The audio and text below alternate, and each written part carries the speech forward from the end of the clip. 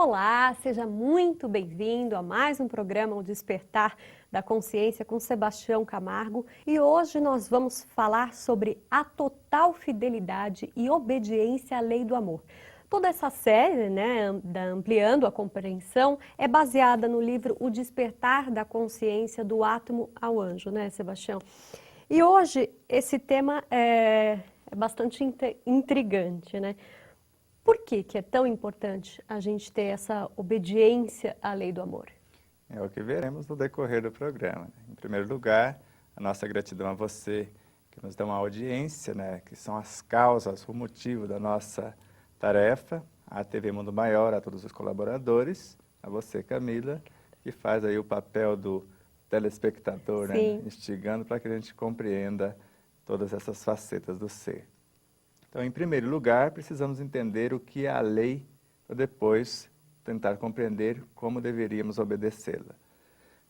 Estudando esse mecanismo a partir das obras de Leon Denis, que esse projeto, na realidade, é um projeto de Leon Denis, auxiliado por Miramês, Joana de Anjos e outros espíritos, para esta expansão, ou esta ampliação dessa compreensão, que é a nossa proposta dessa série, do ensino universal dos espíritos.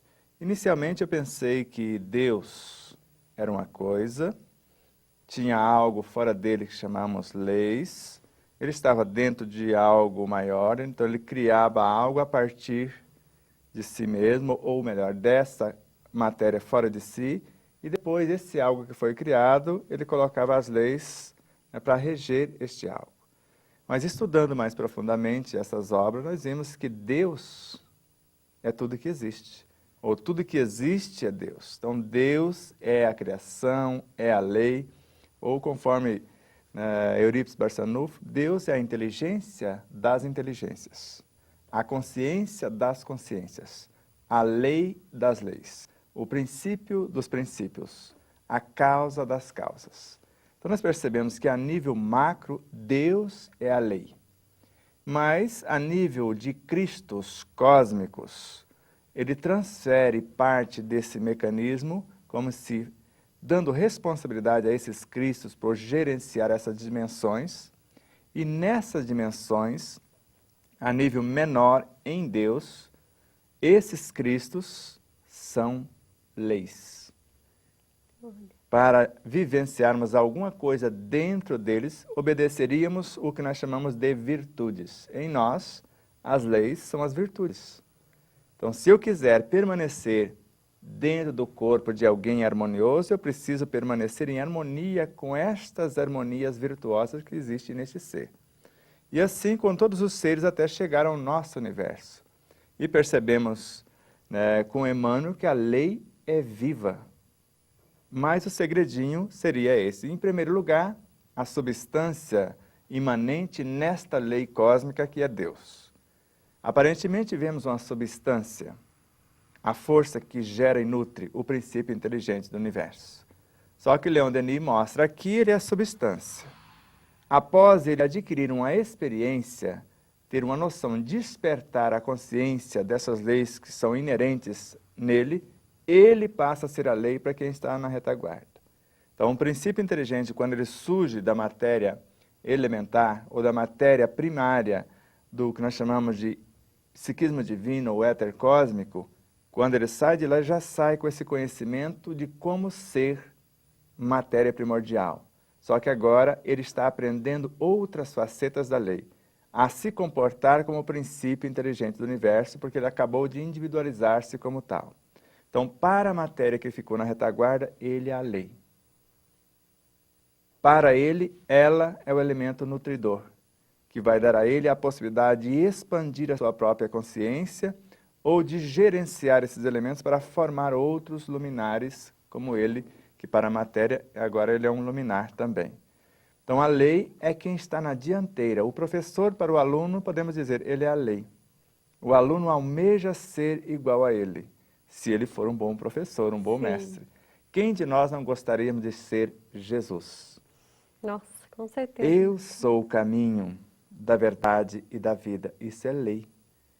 Ninguém vai ao Pai se não passar por mim, quer dizer, se não fizer tudo em harmonia com este corpo crístico, né, do qual ele usa como laboratório para aperfeiçoar-nos, porque nele somos aperfeiçoados, como já dizia Paulo de Tarso.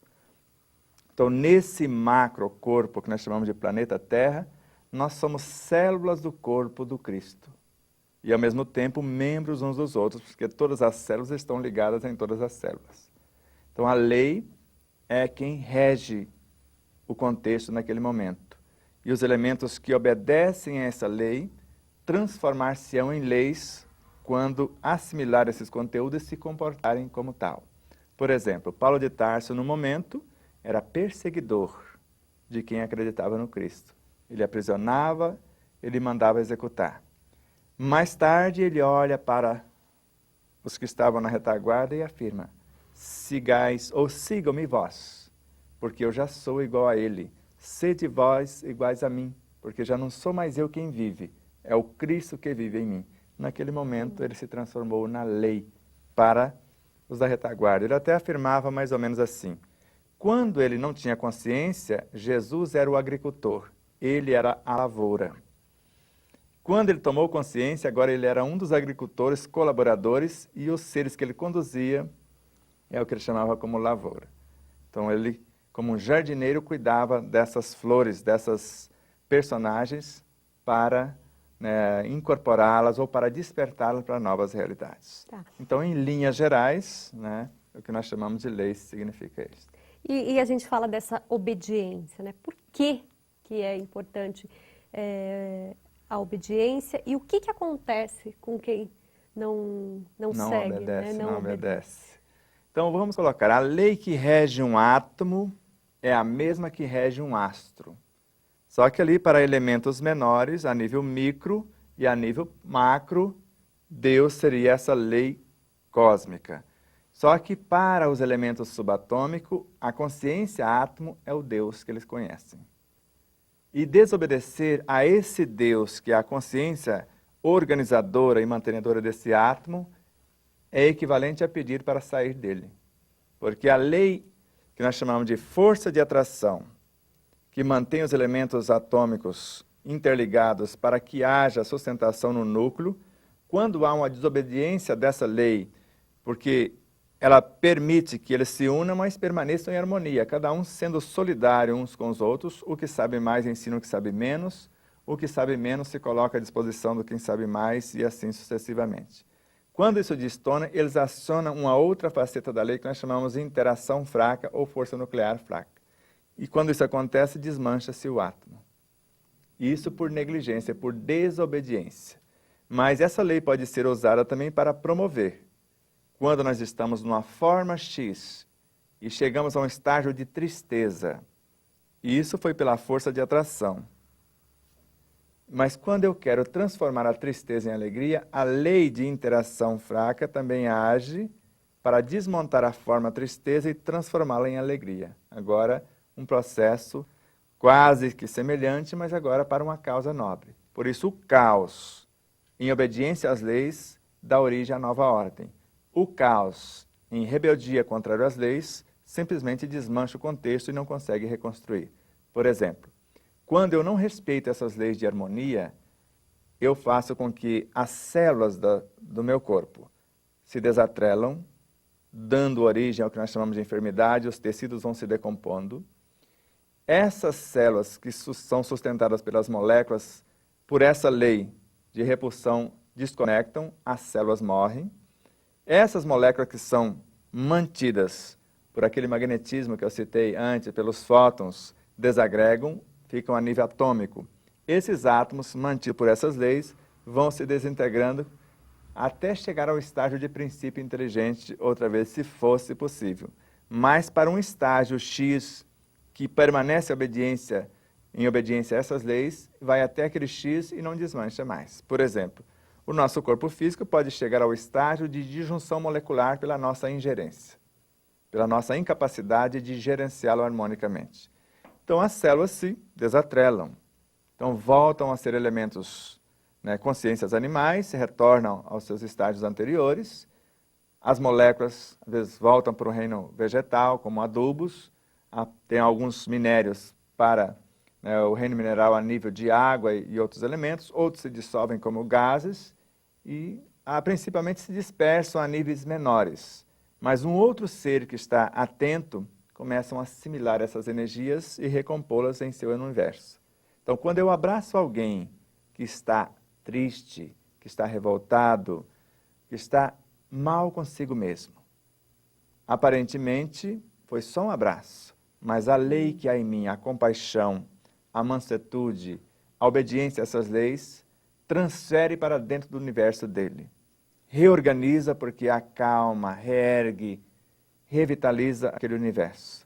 E ele vai ter um desejo sincero a partir dali de não reclamar mais, de não lamentar, se eu sou alguém que obedece à lei. Mas se eu sou alguém que joga lenha na fogueira, é isso mesmo, você tem que criticar, você tem que tacar fogo nesse negócio. Aí ele acaba de desmanchar e eu também que estou participando da coisa. Sim. Então a lei é uma lei que gerencia a harmonia, a regência solidária em todas as coisas. Destonando disso, começa a desmanchar os corpos mais densos. A consciência jamais se desintegra, uma vez que nos transformamos em espíritos imortais, a consciência jamais ela se desatrela, porque ela é uma síntese de virtudes, de leis. Agora, o que desatrela é o que ela está tentando montar novas configurações para incorporar a si. Enquanto isso não está a nível de amor incondicional, pode desmanchar, pode decompor. Mas a partir do momento que chega no estágio de lei, no sentido mais amplo de amor incondicional, e eu me sinto como parte integrante da consciência cósmica, já não sou mais eu quem vive, mas o Cristo que vive em mim, isso já não se perde mais. Mas todo o resto que ainda não obedece a esses parâmetros pode desagregar-se conforme nós falamos. Ok, a gente vai para um rápido intervalo, mas daqui a pouquinho a gente volta.